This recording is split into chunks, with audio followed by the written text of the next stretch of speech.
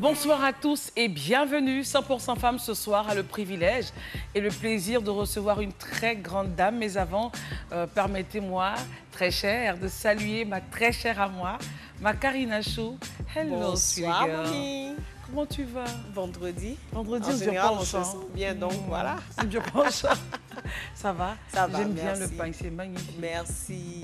Alors, nous allons recevoir une grande dame, je l'ai dit. Elle est présidente internationale de l'AFIP. Elle est également directeur des ressources humaines et de la communication avec rang de directeur général, diplômée SK, École supérieure de commerce d'Abidjan, directeur de publication de magazines féminins de la place. Avec beaucoup de plaisir, mesdames et messieurs, on va se lever pour accueillir Marie-Thérèse Bois. Voilà. Elle n'est plus à présenter. Elle présidente. Yes. Quand on parle d'afterwork en Côte d'Ivoire, elle a vraiment... Bonsoir, bonsoir, bonsoir, Madame Bois. Bonsoir, Madame la Présidente internationale de l'AFIP. Merci de me recevoir. Bonsoir, Madame le directeur des ressources ou la directrice des ressources humaines de la communication. Ça fait beaucoup, tout ça. Et en même temps, vous les portez avec tellement d'aisance et d'élégance qu'il nous fallait vraiment vous recevoir, en savoir davantage sur vous. Alors, Karina, nous avons... Je te laisse l'honneur, vas-y. Notre présidente. Ça ne sera pas une émission normale les autres parce que clair. Particulièrement notre invité est notre président parce qu'on a la chance de faire partie voilà, de la FIP et donc on la connaît plus ou moins. Mais les téléspectateurs vont la connaître un peu plus et nous aussi en même temps parce qu'il y a des choses qu'elle ne nous dit pas. Ah, c'est clair. Voilà, donc on va la cuisiner. C'est clair, nous avons deux... Karine, depuis l'or, président, l'or, le puits d'or. Le jaune, c'est le puits d'or. Oui. Vous allez juste faire un tirage de 5 questions. Voilà, 5 questions. Ça pouvait être des dangereuses questions. Franchement, hein. On a droit à des jokers ou pas? Non, il n'y a pas de joker. Oula, c'est ça le drame par ici. Je ne sais pas, la loi a été faite ainsi, il n'y a pas de joker. Donc, on va avec... On a 5 questions à prendre dans le puits d'or et on les dépose dans le puits de saphir. Et puis, Covid oblige, on va y aller. Petit. Merci beaucoup. Merci. Alors, première question. On y va. Elle sourit, puis il y a des questions qu'elle ne veut pas. Hey, Seigneur, j'espère que tu as entendu nos prières. Première question. Quelle est pour vous la plus belle phrase d'amour? Oh, je t'aime, c'est le plus simple et le plus chaud. C'est le plus simple et le plus chaud. Très bien. Seconde question. L'échec est-il un avantage, inconvénient ou les deux? Je dirais les deux. Troisième question. Est-ce que vous aimez les buzz? Oui, on dira oui. Un peu, d'accord. Ça change le courant de la vie. Alors, la quatrième question, Karine, dit ceci. Oula. J'espère que ce n'est pas la bonne réponse à Karine. Hein, parce que là... Bon, je ne sais pas. Alors, on va mieux la connaître. Vous est-il arrivé de penser que votre physique est un avantage ou un inconvénient à votre réussite? Oh, je dirais un avantage, hein, parce que j'aime être femme, j'aime être montée comme je suis, et puis je m'aime bien en bonne femme africaine, avec tout ce qu'il y a là où il faut. C'est tout. Oh non, I love you. Non, mais ça, c'est bien. Non, moi, c'est le petit côté, le montage. Je savais que tu allais pas quitter là-dessus. Et à un moment donné, on bloque et on continue le montage. Ah oui, mais il faut s'assumer et puis il faut être, voilà. C'est exactement ça, il voilà. faut s'assumer, puis voilà. Ça, c'est magnifique. Pour vous, ça veut dire quoi? Dernière question, qu'est-ce que ça veut dire pour vous, devenir femme? Parce que Simone de Beauvoir dit, on ne naît pas femme, on le devient. Je me dis qu'au début, quand on est enfant, on ne fait pas vraiment de différence entre les sexes. Exactement. Et au fur et à mesure qu'on grandit, on apprend à se connaître. Il faut apprendre à gérer ça, à accepter ça, à se bonifier et puis à partager tout ce que la féminité nous donne comme avantage en fait dans la vie. Très bien. Alors, on va encore aller plus en profondeur. Dites-nous, est-ce qu'à part la Côte d'Ivoire, vous avez toujours rêvé de vivre dans un autre pays et quel est-il? Ah, j'avoue que j'adore mon beau pays, mais j'aime beaucoup voyager. J'ai beaucoup voyagé et je dirais peut-être ce qui m'a manqué dans mes parcours, Miami et le Japon, peut-être. J'aimerais bien voir ça. Plat favori? Si c'est africain, j'ai 2 trucs. J'ai escargot dans une petite sauce tomate.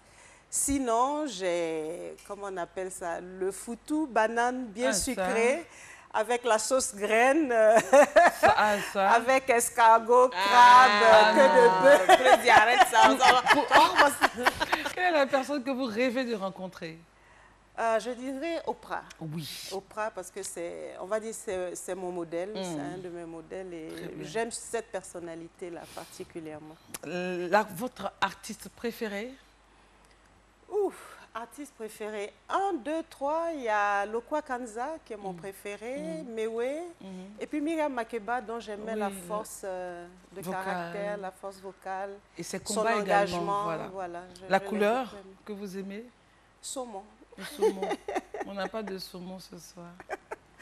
Mais bon, on n'est pas très loin avec les tendances qui sont sur le plateau. C'est vrai en plus. Alors, on va parler famille maintenant. Issu d'une famille de combien d'enfants? On est 8, enfin on était 8. On en a 2 malheureusement qui nous ont précédés, mais 8 dont 6 filles et 2 garçons. Très bien. Et vous êtes là? La 6e. Wow. Il y en a 2 derrière. Alors, quand on est 6e, on n'est pas dernier, on n'est pas avant-dernier. Comment est-ce que vous êtes vu par les parents? Vous êtes au milieu, voilà. En général, les gens du milieu ont besoin de se battre pour exister et pour être vus. En général, les parents sont beaucoup plus attentifs aux aînés parce que c'est les premiers et puis ils doivent s'assurer que les premiers se comportent bien pour que les autres suivent. Et puis ils sont un peu, comment je vais dire ça, un peu gâteux vis-à-vis du dernier. Donc nous qui sommes au milieu, pardon, nous qui sommes au milieu, on doit se battre et je pense que c'est un peu ça aussi qui a forgé mon caractère, je dirais. Pour être vu surtout. Ouais, pour être vu, pour se faire entendre, parce que c'est pas évident. Ouais, je suis au milieu, mais j'ai beaucoup à dire. Hein. Voilà, ne m'oubliez pas là. Ça, alors, je pense qu'on a des photos, on va regarder. Ah, alors, allons-y. Ça, c'était mes 50 ans. Avec le groupe Shekina parce que j'avais souhaité introduire mes 50 ans avec leur chanson Merci parce que ça me parle énormément. Ouais. Et j'avais besoin de dire merci à Dieu. Donc, bon, c'était ça. Magnifique. Et là? C'est toujours les 50 ans. Et tu vois, je me suis changée, tout ça. Je me suis donné un genre. Oui, il faut se faire plaisir, il faut se célébrer. Franchement. Et donc, là, vraiment, je pense que c'était l'action de grâce. Avec mes copines, vraiment, c'était sympa. Et ça représente quoi pour vous? Quand vous avez eu 50 ans, vous vous êtes dit quoi? C'est un demi-siècle, c'est pas rien. On se projette différemment. On se dit, pendant les 50 premières années, bon, on a appris un certain nombre de choses. On a commencé à peine à se réaliser. Donc, pour moi, 50 ans, c'est vraiment l'ouverture maintenant vers de nouveaux horizons, de nouvelles responsabilités. Tu es plus pragmatique, non? Les choses sont beaucoup plus... Exactement. Très bien.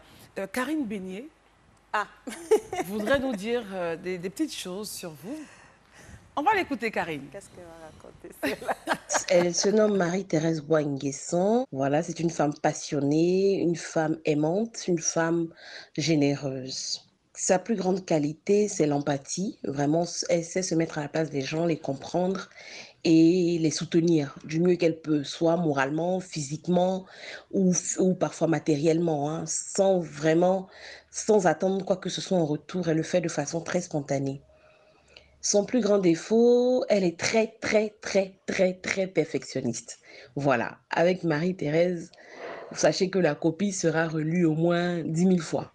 Très, très, très, très. Elle a insisté. On sent qu'elle en a fait les frais. Elle a payé les frais, là.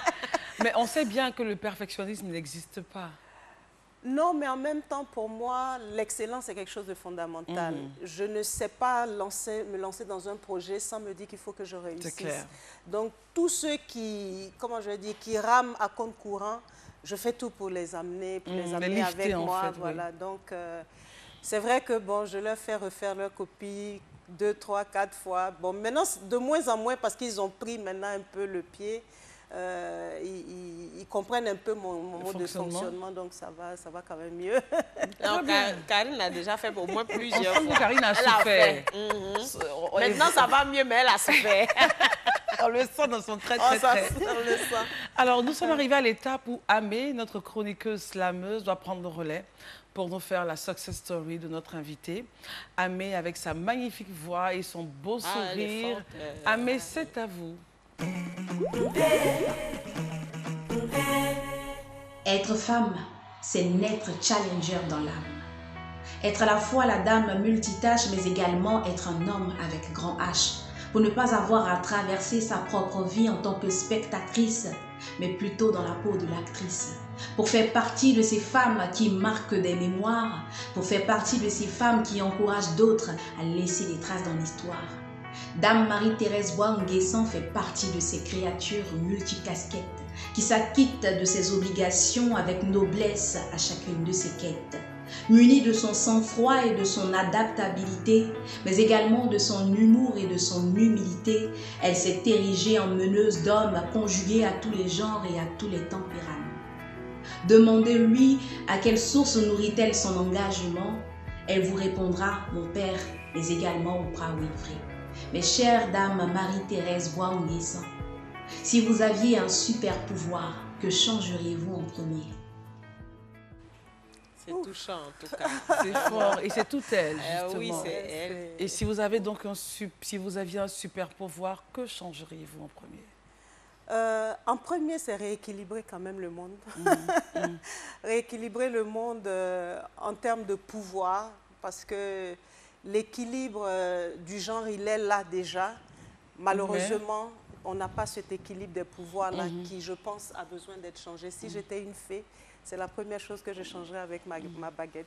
L'équilibre des pouvoirs. Oui, Karine. Est-ce que nous, les femmes, nous-mêmes, on ne se met pas des fois, en des barrières? On se met des barrières où on estime qu'on n'a pas le droit à, où on peut pas, on se met nous-mêmes des barrières avant de dire que l'autre, parce que, qu'est-ce que vous en pensez? Oui, je pense que ce que tu dis est parfaitement vrai. Parce qu'on le sort en fait de notre culture et de notre éducation. Culturel, oui. Malheureusement, bon, malheureusement ou heureusement, je ne sais pas, mais on le sort de notre culture et en général, la femme ne prend pas la parole. La femme est toujours en retrait. Quand on va aller dans une cérémonie, s'il y a un seul homme, ce n'est pas à la femme qu'on va demander les nouvelles. C'est clair. La femme n'a pas le droit de parler en public. Je pense que tout ça nous a un peu formaté. Et ça fait qu'aujourd'hui, malgré le changement des mœurs et tout, malgré l'occidentalisation, la mondialisation, on a encore effectivement ce petit problème-là, voilà. C'est clair. Donc, dès qu'une femme commence à vouloir s'exprimer, on estime que le regard sur elle est différent. Et d'abord des propres femmes même. Ben oui. Voilà. Donc, doucement. Tu veux trop parler. Tu veux trop parler. C'est une autre femme même qui le dit. Ben oui. Donc on a vraiment besoin de travailler sur nous. Et je pense qu'au travers de toutes les actions et autres, c'est un peu ce qu'on essaie de faire. Parce que c'est important. Vraiment, on a besoin de nous-mêmes enlever nos barrières. Voilà. Parce qu'on a l'impression que ça vient de l'autre, mais... Ça vient de nous, toujours. Au départ. Alors, parlons de votre vie professionnelle. Vous avez fait un baccalauréat A ou D? C. Scientifique, donc, et à la base. Et de façon curieuse au lycée Garçon de Bergerville, parce qu'à l'époque, il n'y avait pas de filles. Il n'y avait pas de série C au lycée Jeunes Filles de Bergerville. Donc, on était 3 ou 4, on montait chaque fois la colline pour aller prendre les cours au lycée Garçon de Bergerville. Et c'est de là-bas que j'ai eu mon bac. Vous avez votre bac C. Série C, oui. Et puis, quand vous avez le bac, vous vous dites quoi? Qu'est-ce que je fais de ma vie? C'est quoi? Comment je me projette? Déjà, je veux l'excellent. Donc, je cible tout de suite grande école. Donc, je vais faire des tests. Et là encore, une histoire un peu drôle. Je passe l'ECS pour l'expertise comptable, l'ESCA que j'ai fini par faire, l'informatique aussi que j'adorais. Et puis, je réussis au 3. Maintenant, il faut prendre une décision. Alors, qu'est-ce qui vous motive justement à aller à l'ESCA? À l'ESCA. C'est les parents? Qu'est-ce qui s'est passé? Non, au départ, je ne suis même pas allée à l'ESCA en plus. J'ai pris plutôt l'expertise comptable. OK. C'est curieux parce que ce n'était pas du tout mon truc. Mais les gens m'avaient dit, non, l'expertise comptable, c'est un boulot, un métier d'avenir, etc., etc. Et puis, j'ai commencé. Et puis, j'ai fait quoi? 1 mois, 2 mois. Et puis, j'ai un grand frère qui était venu, un SK d'ailleurs, un ancien, qui était à l'INSET. Et puis, il m'a croisé dans le couloir. Il dit, ah, mais qu'est-ce que tu fais? Donc, je lui explique. Il dit, ah, mais vraiment, tu te trompes parce que ton caractère, ce n'est pas du tout la comptabilité. Il faut que tu ailles à l'ESCA. Donc, il me prend par la main. On va voir le directeur. Et puis, le directeur dit, bon, il n'a pas de place puisque les cours ont commencé. Mais si j'ai de la chance qu'il y a un gars de l'ECS qui veut aller à...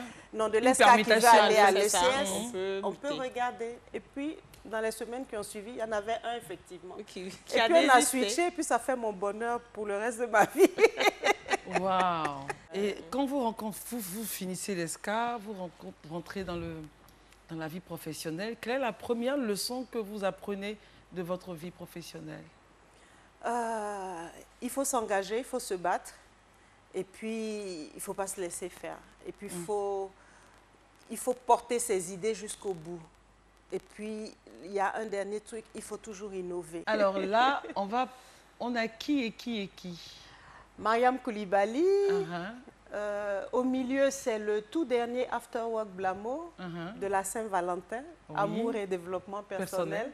Donc, on s'est retrouvés avec le couple Zézé. Le couple Zézé, c'était vraiment magnifique. Et puis, la dernière image, c'était, il me semble, en Tunisie. On avait une assemblée générale de la FANA, Fédération des assureurs. Alors là? Donc ça, ce sont mes patrons. Vraiment, c'est plus que des patrons. C'est vraiment une famille. Et ils sont très, comment je vais dire ça, ils soutiennent énormément. Ils accompagnent le grand patron lui-même. Alors, ici? Ben là, c'est avec les petites filles du lycée Mamie Oufoué-Fété de Bergerville. Oui. J'ai été la présidente de l'association des anciennes, l'amicale des anciennes, encore très récemment. Donc, on était allé pour une remise de sanitaires. On avait levé des fonds pour refaire les sanitaires. Et les filles étaient heureuses de nous voir. Bon, c'est toujours, toujours émouvant de se retrouver avec elles. Bon, ça, c'est dans les bureaux de Blamo. Donc, bon, on faisait un petit travail, voilà. C'est tout. Alors, on va s'arrêter à la case intime. Et justement, Karine nous dit ce soir, comment cultiver la flamme, Karine? Pour entretenir le désir. Oui. C'est un challenge de tous les jours. Every day is challenge. Ne parle pas, on va au jingle et on se retrouve tout à l'heure. Ah, Christelle, tu l'as dit, le désir, on ne le voit pas, on en parle, on ne sait pas forcément des fois ce que c'est. On est curieux des fois de savoir, quand on parle de désir, on parle de quoi. Mais on fait des fois plus attention au désir de l'autre. On ne fait pas attention à ses propres désirs et c'est important. Le désir, ça peut être le désir de tous les jours, les désirs du partenaire, mais notre désir est primordial et il faut faire attention à ce désir-là, il faut le cultiver parce que ça arrive que ce désir-là peut s'estomper à un moment donné et c'est normal parce que le courant de la vie et le quotidien nous bouffent. On est en train de courir, on fait beaucoup de choses, et puis à un moment donné, on ne s'en rend même pas compte que... On s'éteint un petit peu. On s'éteint, voilà, parce qu'on a passé aussi du temps ensemble, on est resté longtemps. Un peu blasé. Au début de la relation ou au début du couple, hein, et voilà, on ne se pose pas de questions, il y a des choses qui existent naturellement. Le désir est quelque chose de naturel, hein, parce que c'est quelque chose qui découle d'un amour, d'une passion, voilà, charnelle, où voilà, on a envie d'être ensemble. Et puis, il y a un moment donné où, quand on t'appelle, même tu retournes le téléphone. On t'appelle, tu retournes, tu dis, mais il veut quoi? Ou bien elle veut quoi? Oh, mais... Il y a un comédien qui a dit, regarde, c'est ma femme, et elle est en train de m'appeler. Au lieu de décrocher, il dit à son collègue. Donc, il y a des moments comme ça qui arrivent et on ne passe pas forcément à côté. On passe tous là à un moment donné. Donc, il faut cultiver. Donc, des petits points. Et comment cultiver, il faut faire attention. Je vais donner juste des petits moments. Se donner du temps. Parce que ça, on oublie des fois de se donner du temps. On a l'impression qu'on a du temps, mais on oublie, on doit s'imposer ce temps-là pour se reconnecter avec nous-mêmes. Prendre son rendez-vous avec soi-même et savoir. Ensuite, manifester sa gratitude quand quelque chose est bon. Les femmes, pardon, disons. Des fois, on ne dit pas. Beaucoup, on ne partage pas. C'est essentiel, surtout par ces temps qui courent. Ensuite, cultiver son jardin secret. Élargir sa gamme de plaisirs. Je le dis haut et fort. Plaisir. Développer sa curiosité. On n'est pas très curieux des fois quand il s'agit de sexualité. On est un peu fermé, il faut être curieux. Même ne pas appliquer, mais au moins de savoir ce qui se passe autour, c'est important. Et puis, érotiser sa présence. Ça aussi, c'est quelque chose d'important. Se rendre glamour, être là, dire des choses qu'il faut, comme il faut, quand il faut. Ça permet d'être agréable et donc on a envie que vous soyez là et pas le contraire. Ensuite, rester mystérieuse ou mystérieux. Le reste, après, on ne peut pas tout dire. Et puis, c'est Prési qui est là. Et puis, le reste, ce sera sur la plateforme Facebook. Sur la page, parce que Prési est là. On ne peut pas trop dire. Mais une Prési dangereuse, elle nous laisse tout dire. Alors, je pense que là, Karine a tout dit. Il n'y a même pas à rebondir là-dessus. Hein. C'était parfait. Alors, Madame Bois, aujourd'hui, vous avez de gros challenges. Et je sais que je me demande si vous arrivez à dormir parce qu'il y a tant à faire pour les femmes. Quand vous voyez tout ce qu'il y a à faire, ces femmes qui pleurent, qui doutent, qui tombent, qui se relèvent, enfin bref, et qui viennent à vous pour avoir de l'aide, qu'est-ce que vous leur dites? Comment vous vous armez justement pour aller à la conquête de leur propre bonheur et leur montrer afin qu'elles puissent évoluer dans la vie? Je dirais qu'il faut commencer par les écouter. Parce que malheureusement, je trouve qu'on écoute peu. Donc, il faut pratiquer l'écoute active, les écouter pour percevoir, en fait, même quelquefois, les réponses dans dans les plaintes qu'elles sont en train qu'elles vont égrener. Et je pense, de mon point de vue, que quand on a ce type de relation avec elles, c'est plus facile pour elles de mettre en pratique quand on a dessiné ensemble un schéma de sortie de crise. Et puis après, une fois qu'on a vu quelles sont les solutions, comment je vais dire, générales, j'essaie maintenant de leur dire de fragmenter ça pour que ça devienne une réalité quotidienne. Parce que c'est, comme on dit, en mettant un pas devant l'autre qu'on finit par y arriver. En fait. Nous sommes pratiquement à la fin de l'émission. Et là, c'est la famille. Alors, allons-y. Ben, monsieur, oui. On a poussé une grosse rigolade le jour de la cérémonie avec la Saint-Valentin. Oui. Voilà, il nous a fait vraiment marrer. On a failli mourir. Alors, les enfants, allons-y. Maintenant, les enfants, comme je les appelle, mes 4 précieux, comme les 4 fantastiques, 3 garçons, une fille. Oui. Donc, celui qui est en haut, à droite, à côté de moi, c'est l'aîné. Oui. Tout de suite après, son petit frère. Le bleu, là-bas, le 3e. Et puis, la toute dernière, je crois qu'il me ressemble pas mal. Oui. Et comment vous faites pour justement gérer votre temps, l'association, le travail, tout ce que vous organisez et justement avoir le temps pour monsieur et les enfants? Ce sera la dernière question. Ce qui m'a beaucoup aidé, c'est, je veux dire, la cohésion familiale. Et puis, chaque fois qu'on a des moments, c'est vraiment exceptionnel. Oh. Et l'émission est terminée. Mais avant de partir, il y a un moment que nous appelons l'instant de l'invité. Et dans l'instant de l'invité, elle décide de faire ce qu'elle veut. Elle passe un message. Et là, vous voyez ça, parce que simplement, elle va nous faire un pitch en quelques secondes sur l'égalité des genres, l'égalité de genre en entreprise. Donc, c'est parti. En un mot, je pense qu'on va pas le dire long, c'est nous sommes des femmes aussi valables que les hommes. Et il a été démontré qu'en entreprise, quand on a une bonne intégration des hommes et des femmes, parce que ce n'est pas juste que des femmes, mais quand on a une bonne intégration des hommes et des femmes, tout aussi compétents les uns que les autres, l'entreprise s'enrichit, l'entreprise a de bons résultats.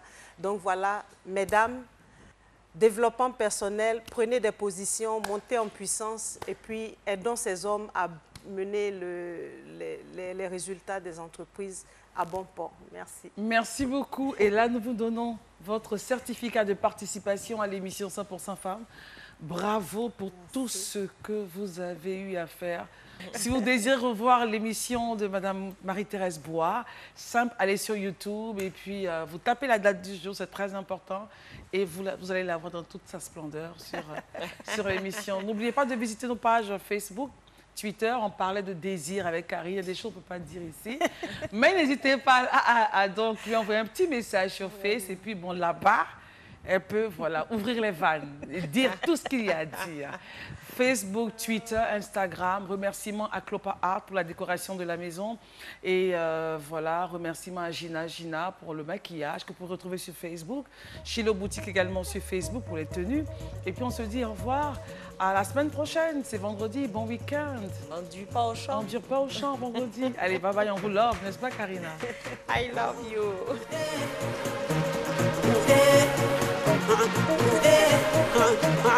Yeah.